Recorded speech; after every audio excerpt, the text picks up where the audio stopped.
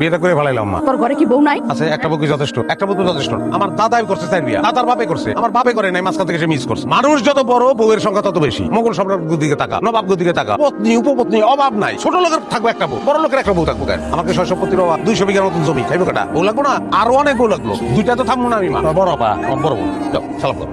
আমি আজকে আরে বেউ শোনো তো ঘটনা তো বেউ শোনো কি আছে? আম্মা আম্মা আম্মা আম্মা তুমি ভিতরে না, দুই জায়গায় ধরে রাখছি, তোমার ধরতে পারবো না। আম্মা আম্মা জীবনটারে এত সিরিয়াসলি নেওয়ার কিছু নাই। মানে? জীবনটাকে সিরিয়াসলি নিতে নাই, ম্যানেজ মর্টাল, মানুষ করে জীবন। তুমি এই দুনিয়াতে থাকবা না, তাহলে এই দুনিয়া নিয়ে, এই দুনিয়ার জীবন নিয়ে তুমি এত চিন্তা করবা কেন?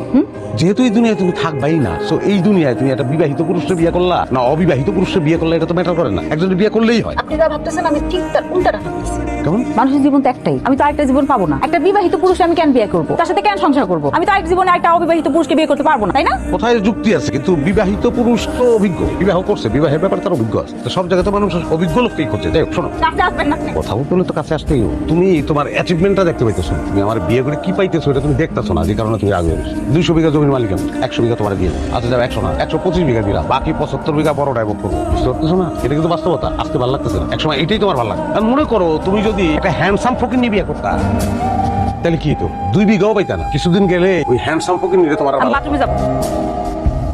আপনার যাওয়া লাগবে না, কোন দিকে সেটা খালি বলে দেন। উঠানের বাইরে বাম কোনায়, তাড়াতাড়ি এসো। হ্যালো আব্বা। কেমন আছিস মা? ঠিক মতো পৌঁছেছিস? জি আব্বা, ঠিক মতো পৌঁছাইছি। তোর কথা এরকম শোনা যাচ্ছে কেন মা? কিছু হয়েছে? না আব্বা, কিছু হয় নাই, বাড়ির সবার কথা মনে পড়তেছে তো, এই জন্য তোমার কল দিলাম। তোমরা ভালো আছো? হ্যাঁ আজকে মা আমরা ভালো আছি, তোর কথা চিন্তা কর। আমার নিয়ে চিন্তা করো না, ভালো আছি আমি, পরে কল দিবো।